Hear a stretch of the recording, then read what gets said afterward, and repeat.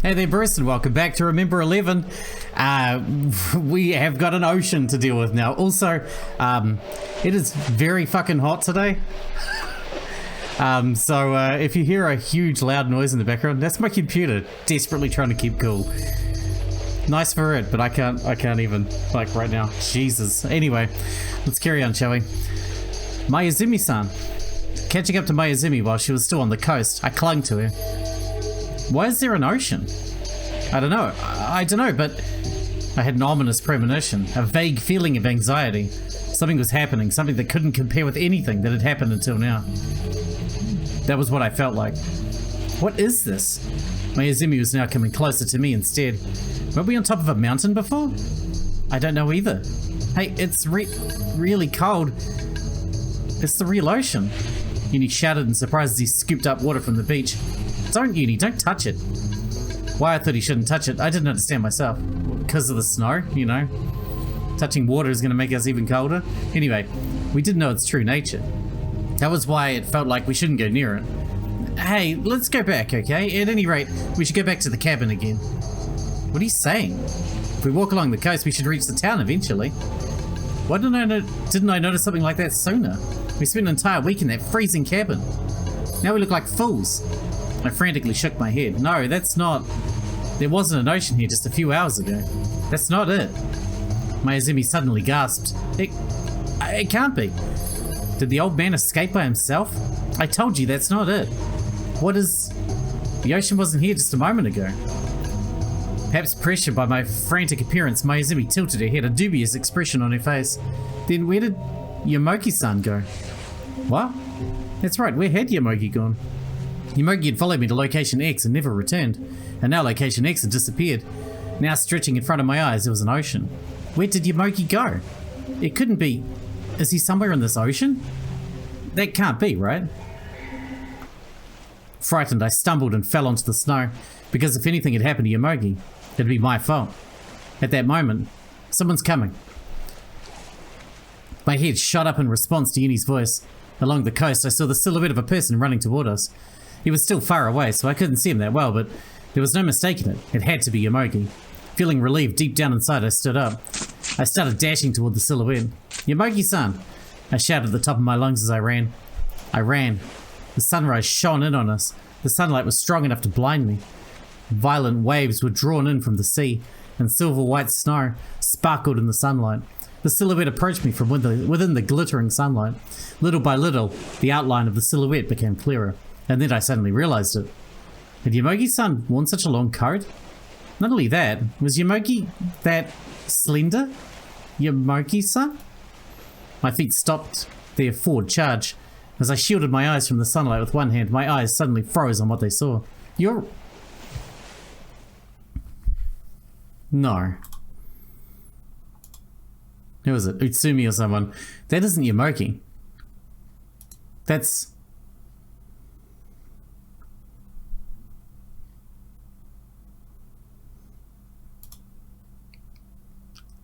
I gulped.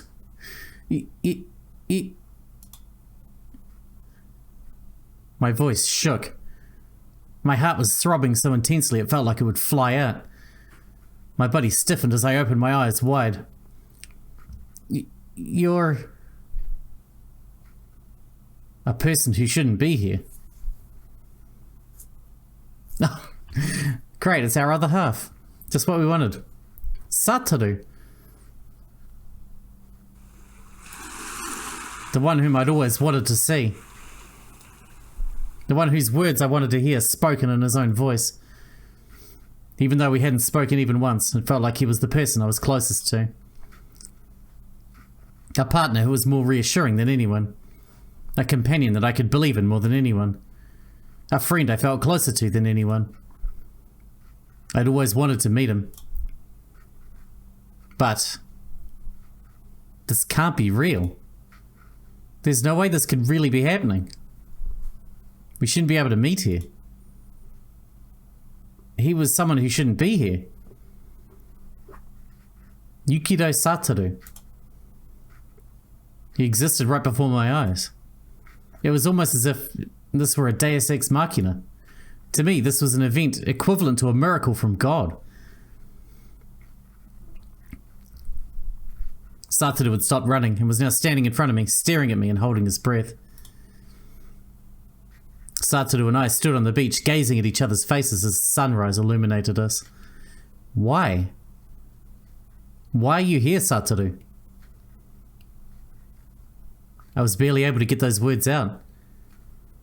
Is the Satoru standing in front of me the real thing? Is what I'm looking at right now real? Is this world real? Satoru was looking back at me in surprise as well. But then he suddenly nodded his head repeatedly, as if he understood everything. I see. So that's how it is after all.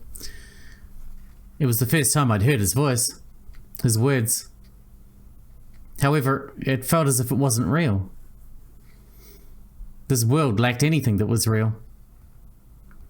Satoru, hey, why?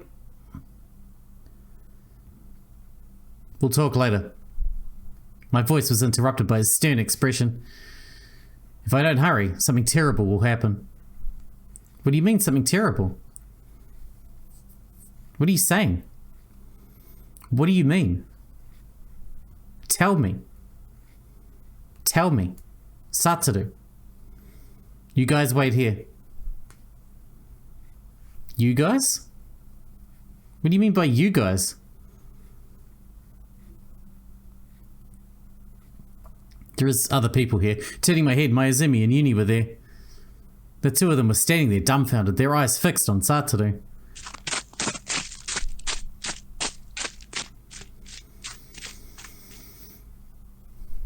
All of a sudden, Satoru broke into a run. Wait. Where are you going? Satoru didn't turn around even when I called to him. He was getting further and further away. Satoru was leaving. His back was getting further and further away. He was going to leave me behind. No. I don't want that. Don't leave me behind. Don't leave me alone. Wait, please wait. Don't follow me. His words didn't enter my ears. With only the feeling of not wanting to be left behind, I chased after Satoru's back. Because even if this wasn't reality, the only one I could rely on now was Satoru. I'm not sure about that. But anyway, Satoru was to me an inseparable existence, unable to part from one another like twins in one body, sharing the same fate. That's why. I absolutely won't miss my chance. I won't let him go. I'll follow him. I'll chase him. In order to find my other half, I'll keep chasing after him no matter where he is. That's right. Surpassing light. And exceeding infinity.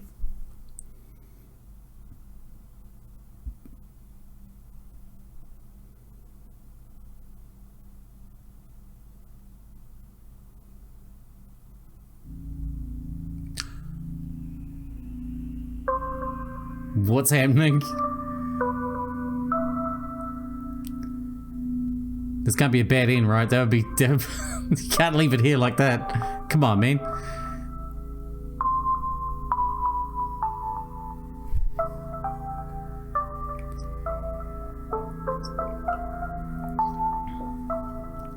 What's happening?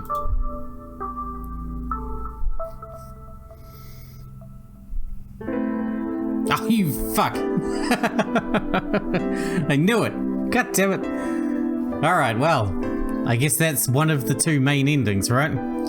So to know what the hell is going on, I guess we need to get the other ending? And I'm not too sure exactly. I have looked up. There's a guide somewhere.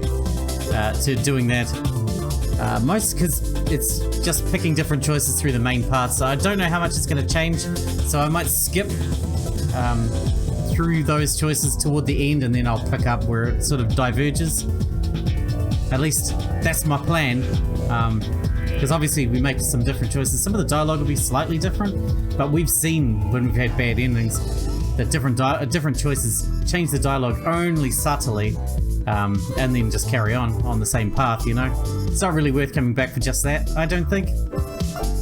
So, I'm going to look up a guide, I'm going to go through the choices, and I'll bring you back when a major shift in the story happens toward the other ending. As far as I know, there's only the 2 endings, but I will make sure of that as well before I do anything else. So I guess for now, I will leave you with the credits, and yeah, have fun with that. I'll be back after the credits to continue with the next ending, I guess. That could take a while, we'll see. Bye!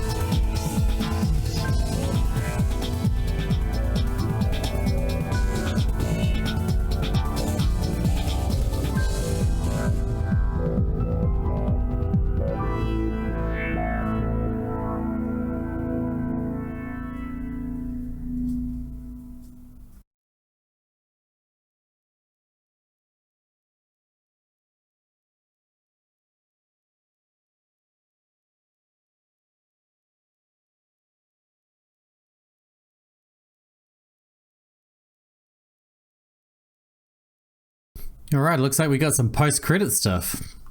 Good. Maybe that'll explain what the hell's going on. July 20th. Weather, sunny. Well, that's nice. The dazzling sunlight, the sound of the wind chimes, the noise of children playing, they all help to brighten up the summer. With all this around me, it feels like being trapped in the snow-covered mountains was just a nightmare. A painfully cruel nightmare that one has on a night in the dead of winter. But I really was involved in a plane crash, and stranded for a week inside the shelter cabin. The small wound from the frostbite, which still remained, told the truth, loud and clear. And then, I had also experienced personality exchanges. As a result, I was also in SPHIA at the same time. I can clearly say now that those weren't just my delusions, nor was I daydreaming. A nightmarish week. I was in that cabin, and I was also in SPHIA. Just like Yuni, Yomogi-san, and Mayuzumi-san. Just like Utsumi-san and Hattori-chan too. Just like Satoru. We were all really there. I have a newspaper article with me here.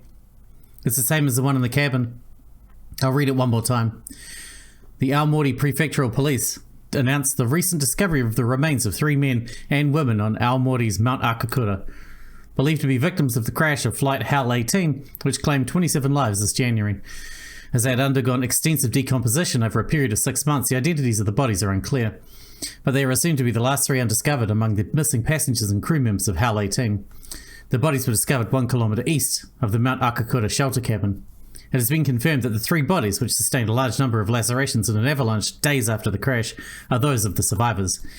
However, due to the bodies of the victims being discovered far down the mountain, the Aomori Prefectural Police investigation into the day of their death will continue. According to the Aomori Meteorological Station, an avalanche affecting Mount Akakura and its surrounding area occurred on January 17, 2011 at 6:53.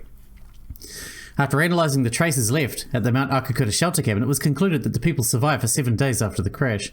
The only survivor, Kusuda Yuni, 11, was miraculously rescued. Yuni-kun's mental state has not yet stabilised. Even after half a year, he has yet to speak a single word since. The Aomori Prefectural Police are still waiting for Yuni-kun's recovery to inquire about the details surrounding the incident. The horrific crash of Flight 18 with the discovery of the 3 bodies claimed 30 lives out of the 31 crew members and passengers aboard. The identities of the newly discovered bodies are listed below. Yomogi Seiji-san, 35. Mayuzumi Lin-san, 23. Uyukawa Kokoro-san, 20. It should be mentioned that ironically the rescue team arrived just 7 hours after the avalanche. Of course they did. I'm a seagull. Using Treshkova's words, that was how I described myself. And I'm a girl trapped in a cage. That's right. I was indeed a girl trapped in a cage. Who's that behind you?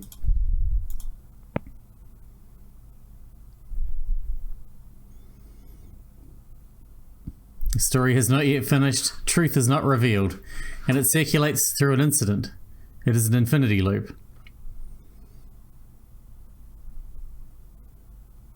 Unlocked. Chapter 2. Satoru chapter. Now starting. Okay. How do you make it start? Start. Unlocked album. Promotional flyers. Okay.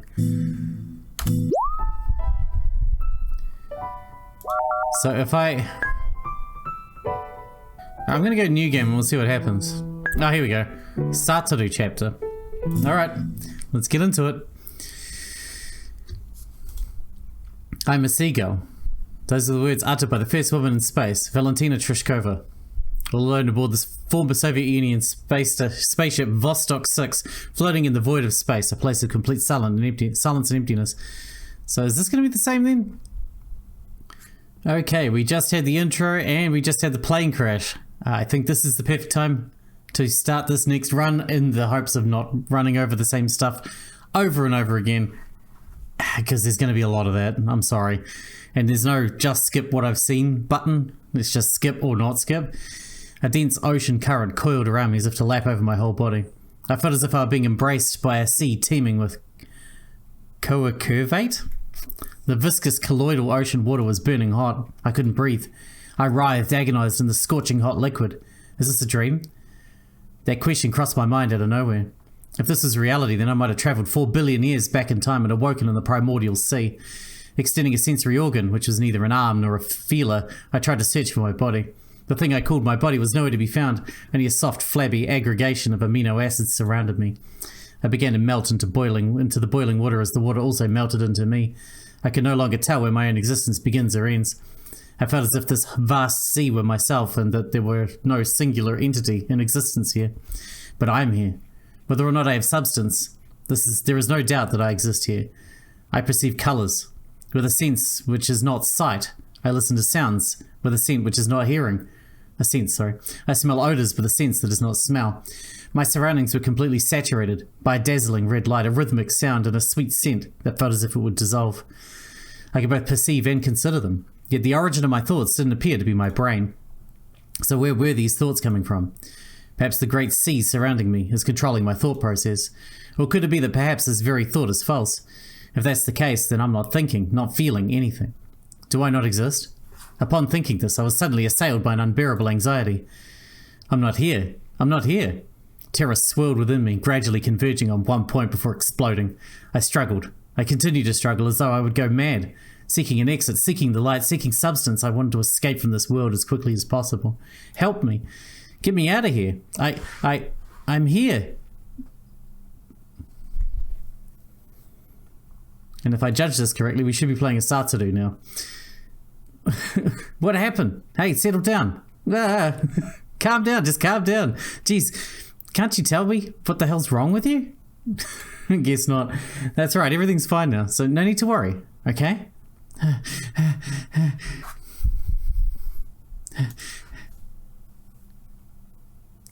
More breathing. Where am I? When I came to, I was in an unfamiliar place. I was sitting on a wooden floor with my back pressed against a wall. Now, it'd be more appropriate to say I was being pressed. The one holding me in place was a giant of a man, startlingly large and rugged as a rock. I craned my body upward to look at his face. Despite his firm grip on my shoulders, his face wore a troubled expression. I remembered that face from somewhere. It's faint, but his face was etched like an afterimage into the corner of my memory. Who are you? I feel like I've seen you somewhere before, but as I asked that, the man caught his breath and stared at me. As I thought we've met somewhere before, right? Or am I mistaking you for someone else? Hey, can you hear me, old man? The man blinked repeatedly, as if finally coming to his senses. Are you alright? Huh? Have your spasms settled down? Spasms? You were having a violent fit. I was pretty worried. I thought you'd lost it. The man slowly let go of my shoulders. Well, you've been through quite an ordeal. I'm sure you've been having some pretty scary dreams, but dreams, that nightmare, as red as fresh blood. Even just thinking about it makes me shudder. I see, so I was struggling because of a nightmare. Really? Just like a little kid? Sneering in self-derision, I replied by shaking my head in a little. Well, I suppose the dream doesn't matter. More importantly, my top priority is to find out where I was and what was happening. Pushing aside the mountain of a man who was blocking me, I tried to have a look around. A room enfolded in rough-hewn wood, a small window, a crude stove, a plain table. Before the table stood a figure of a woman. The woman, who wore her hair in an updo, was shivering as she sat on a wooden chair. Lin? The word came to my lips instantly. Couldn't help but cry out her name, because I knew her. I could never forget her. The memories we made together were burned so clearly into my mind that I couldn't forget them even if I tried. Lin and I had gone out for 2 whole years. Lin! Lin! What happened? Why are you here? Raising my voice, I rush over to her. Lin's eyes opened wide and her eyebrows arched. What is the sudden tension that made her face stiffen like that? For the two of us to suddenly meet again after a year and a half apart, and in a place like this. We hadn't spoken to one another since we broke up. We hadn't caught a single glimpse of one another, heard each other's voices, or paid any mind to any rumours about one another. I'd say feeling bewildered by our first reunion in a long time was natural, so I stood stock still in front of her, not knowing what to say. Lynn and I stared at each other silently. The atmosphere between us grew awkward and tense. Alright, I guess we're gonna start our saving. I guess I'll just save over the last one. It's been a while. Lynn, it's been a while. What have you been up to since then? Have you at least gotten in touch? Look, didn't we promise that even if we were to part, we'd still remain friends? And yet you... Stop right there. Are you looking for a fight or something? Abruptly, Lynn began to speak. Don't you address me like that buddy-buddy tone? She leveled a menacing glare at me. And my name? How do you know my name? You weren't eavesdropping or something, were you? Were you actually awake when I told this guy my name just now? You were just pretending to be unconscious until now. So how'd you know? How? Tell me. Even if she ordered me to answer, I couldn't. The words she said may as well have been in some unknown language for all I understood them. Hey, what's wrong, Lynn? You couldn't have forgotten about me. Forgot? I couldn't even if I wanted to. Because I don't even know you to begin with. Don't know? What do you mean you don't know me? I mean exactly what I said. I'm saying that I've never so much as laid eyes on you before. That's... Hearing those utterly unexpected words left me completely astounded. No, you really did forget about me?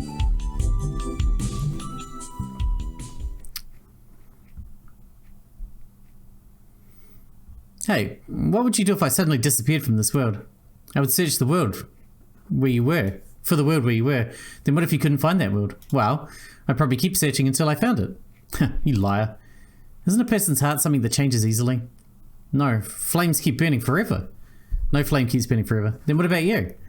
If I suddenly disappeared from this world, what would you do? Let's see. I'd have a hot shower, drink some strong sake, and then go to sleep for months and months like a black bear. And once 6 months had passed, I'd forget all about you. I see. Are you unhappy with that? No, not at all. Really? Well, what I said just now were my true feelings. That's what I want. Why I want to stay with you. Every day, 24/7, without sleeping even for a second if I could. I want to look at you forever. Because I get the feeling that if I looked away from you for even a moment, I would end up forgetting about you right away. Things like kissing you, sleeping with you. Yeah. I don't want to lose you. I want to engrave the proof that you exist into every part of my body.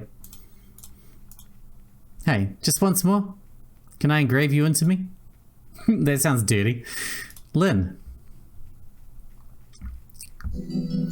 I stood still and silent in front of her. Gently smoothing back her stray hair, she walked away from me without another word. Once 6 months had passed, I'd forget all about you. Several years ago, she said those words to me. And now they'd become a reality. A gaping hole opened within my heart. A feeling of loss stole the energy from my body. What's this? Do you two know each other? Folding his arms, the man looked from me to Lin and back again. No, we don't. I just said that, didn't I? Now, don't get so angry. Maybe it's just a misunderstanding. It's not uncommon. Lin turned away and went to sit down on the bottom bunk. Then, misunderstanding? There's no misunderstanding. Suddenly I heard a voice. This person. Just forgot. I turned the direction of the voice. On the top bunk was a boy perched with both hands on the edge of the bed looking down at us. A face I'd seen somewhere before. No more than just a face I'd seen. It was a face I should have been very familiar with. However, I couldn't remember anything beyond that. Where we met, when I saw him, whether or not he knows me too, I don't remember a thing. Nonetheless, the feeling that I know this boy was spreading somewhere deep within my chest. Hold on just a minute, I can't ignore that. Did you just say I forgot? Lin got up suddenly and walked over to stand right below the boy. As I've already said over and over, I haven't forgotten a thing. You're wrong. Huh? Wrong? What am I wrong about? I wasn't talking about you, Lin. Then if it wasn't me, who? The boy gritted his teeth, frowning. Still looking down, he slowly raised his left hand. It's you. With hostility in those words, he pointed his slender finger at me. Me? Why? I hadn't forgotten anything. Lin's the one who lost her memory. Really? I give up. How the hell are you all related? What are you talking about? I don't have the slightest clue. Neither do I. Something's wrong here. I had the feeling that I've been swallowed up in a ridiculously intricate plot. I think you have. I have no basis for this, and yet a vague premonition, a growing sense of unease swirled inside my chest. Look, is there anyone who can explain what's going on? Leaving things as they are with everyone in a bad mood might make for a good night's sleep, huh? No one responded. Lin ostentatiously averted her eyes before having a great sigh. The boy. Without saying anything, he jumped down and walked past me, heading for the doorway. Hey, where are you going, Uni? We aren't done talking yet. Uni. A name I'd heard before. The name and the face of the boy were etched deep in my consciousness. It seems I really do know him well, but I'm still not sure how I know him. I'm not going anywhere. I couldn't even if I wanted to. Uni stopped in the corner of the room, turning away as he spoke. There was a rectangular hole at his feet. Affixed to the side of the hole was a wooden ladder leading downward. Just going down to get some firewood. It'll get a lot colder when night falls. Wait a sec.